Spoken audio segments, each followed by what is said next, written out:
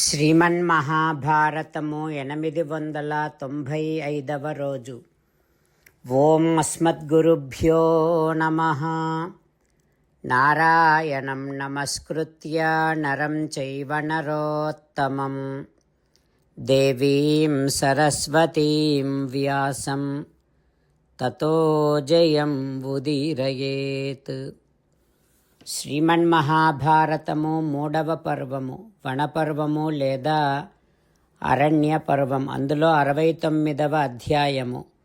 సూత మహానుభావుడు శౌనకాది మహర్షులందరికీ ప్రవచనం చేస్తూ ఈ రకంగా చెబుతూ ఉన్నాడు. ఓ మహర్షులారా, వైశంపాయన మహర్షి జనమేజయ మహారాజుకు శ్రీమన్మహాభారతాన్ని ఉపదేశం చేస్తూ ఇలా చెబుతూ ఉన్నాడు. ఓ రాజా, బృహదస్వ మహర్షి ధర్మరాజుకు నలదమయంతుల వృత్తాంతాన్ని తెలియచేస్తూ ఇలా చెబుతూ ఉన్నాడు. ఓ ధర్మజా, సుదేవుడు రాజమాతతో ఈ రకంగా చెబుతూ ఉన్నాడు. ఓ రాజమాత, దమయంతి కోసం మేమందరము ఈ భూమి అంతటా తిరుగుతూ ఉన్నాం. మేం వెతుకుతున్నటువంటి ఆ దమయంతి ఇదిగో ఇక్కడ కనిపించింది. ఓ రాజమాత, మనుష్యులలో ఈమెతో సమానమైన రూపలావణ్యము కలిగినటువంటి స్త్రీ మరొక్కటి లేదు. అస్యాహి ఏష భ్రువోర్మధ్యే సహజః పిప్లురుత్తమః. ఈమెకు కనుబొమ్మల మధ్య ఉత్తమ స్త్రీకి ఉండవలసినటువంటి సహజ సిద్ధమైన పుట్టుమచ్చ ఉంది. ఆ పుట్టుమచ్చ మాలిన్యముతో కూడినటువంటి ఒక పుష్పములాగా, మేఘముతో కప్పబడినటువంటి ఒక చంద్రునిలాగా నాకు కనిపించింది. సంపదలకు చిహ్నం. చిహ్నభూతో విభూత్యర్థం అయం ధాత్రా వినిర్మితః.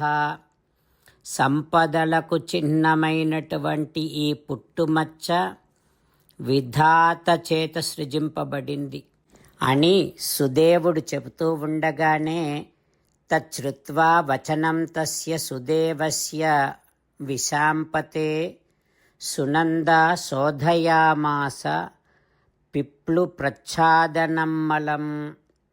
సుదేవుని మాటలు విని సునంద ఆ దమయంతి కనుబొమ్మల మధ్యలో ఉన్న పుట్టుమచ్చపై కప్పబడి ఉన్నటువంటి మాలిన్యాన్ని తొలగించి శుభ్రపరచింది. మాలిన్యము తొలగిపోగానే ఆకాశములో మబ్బులు తొలగిన తర్వాత స్పష్టముగా చంద్రుడు ఏ రకముగా భాసిస్తాడో దమయంతి పుట్టుమచ్చ కూడా అంత సుస్పష్టంగా ప్రకాశించింది.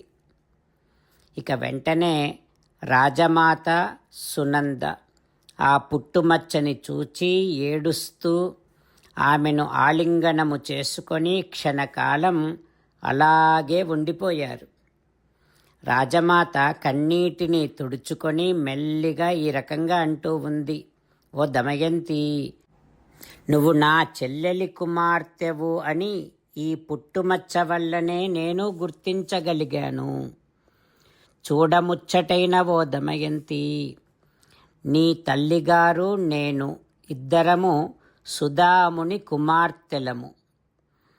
ఆమెను నిషధేశ్వరుడైనటువంటి అంటే మీ తల్లిగారిని భీమరాజునకిచ్చి మా తండ్రి గారు వివాహం చేశారు.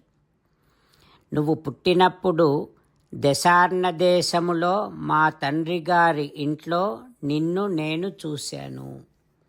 ఓ దమయంతి, నీకు నీ తండ్రి గారి ఇల్లు ఎట్లాంటిదో నా గృహము కూడా తథైవ మమ భామిని యథైవ చ మమ ఐశ్వర్యం దమయంతి తథా తవ.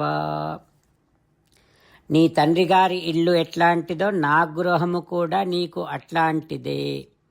ఈ ఐశ్వర్యాన్నంతా నీదిగానే నువ్వు భావించు అని రాజమాత దమయంతితో అంటుంది. ఆ తర్వాత ఏం జరుగుతుందో రేపు తెలుసుకుందాం. జై శ్రీమన్నారాయణ. జై శ్రీమన్నారాయణ.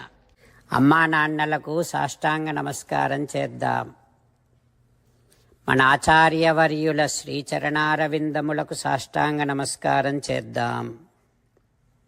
శ్రీ వేదవ్యాస మహర్షుల వారి దివ్య పాదారవిందములకు సాష్టాంగ నమస్కారం చేద్దాం. శ్రీ విఘ్నేశ్వర స్వామి వారి శ్రీచరణారవిందములకు సాష్టాంగ నమస్కారం చేద్దాం. శ్రీమన్మహాభారత గ్రంథరాజమునకు శిరస్సు వంచి నమస్కరిద్దాం. శ్రీకృష్ణ భగవానుని శ్రీచరణారవిందములకు సాష్టాంగ నమస్కారం చేద్దాం. మన హృదయ మందిరములోనే అంతర్యామిగా వేంచేసి ఉన్నటువంటి శ్రీమన్నారాయణుడిని సేవిస్తూ మనని మనము స్వామికి సమర్పించుకుంటున్నామనే భావనాపూర్వకముగా సాష్టాంగ నమస్కారము చేస్తూ స్వామి నామ సంకీర్తన చేద్దాం. శ్రీమన్నారాయణ నారాయణ నారాయణ శ్రీమన్నారాయణ నారాయణ నారాయణ. శ్రీమన్నారాయణుడే శ్రీకృష్ణ భగవానుడిగా వచ్చి మనందరికీ భగవద్గీతను ఇచ్చి మనందరినీ ఒక 8 పనులు చేయమని చెబుతూ ఉన్నాడు. అందుకని భగవన్ తప్పకుండా చేస్తామంటూ మనం ప్రతిరోజు ఈ రకంగా మాట ఇద్దాం. హో శ్రీమన్నారాయణ కరిష్యే వచనం తవ సర్వం శ్రీకృష్ణార్పణమస్తు. జై శ్రీమన్నారాయణ. జై శ్రీమన్నారాయణ. భక్తులకు ప్రత్యేకమైనటువంటి విజ్ఞాపన. మీకు అన్ని విషయాలలో వెంటనే మంచి ఫలితాలు రావాలి అనంటే ప్రతిరోజు 1 నిమిషం వెచ్చించి నారాయణాస్త్రాన్ని చదవండి. ఇక మీకు తిరిగే ఉండదు. నారాయణాస్త్రాన్ని పొందడానికి మీరేం చేయాలంటే నారాయణాస్త్రం అనే వెబ్సైట్కి వెళ్ళి మీ పేరు మీ ఈమెయిల్ ఇస్తే మీ ఈమెయిల్కి నారాయణాస్త్రం PDF వస్తుంది. అందులో ఒక రామాయణ శ్లోకం, ఒక గీతా శ్లోకం, ఒక విష్ణునామం ఉంటాయి. ఆ 3 కలిపి నారాయణాస్త్రం అంటాం. ప్రతి ఒక్కరికి వేరువేరు శ్లోకాలను ఇస్తున్నాం.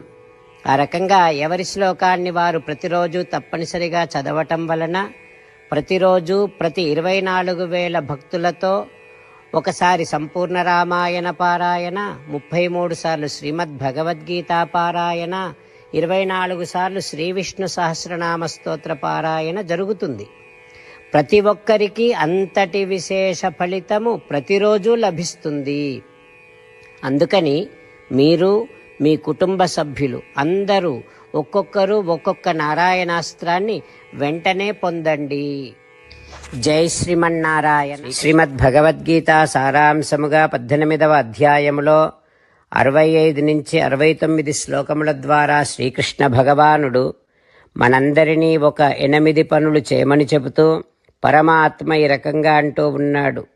ఎవరెవరైతే నేను చెప్పిన ఈ 8 పనులు చేస్తారో వారందరూ నాకు చాలా ఇష్టమైన వారవుతారు. అప్పుడు వారిని నేను సకల పాపముల నుండి సకల దుఃఖముల నుండి విముక్తులను చేసి నా అంతటి వారిగా చేసుకుంటా, తరగని ఆనందాన్ని అనుభవింపచేస్తా.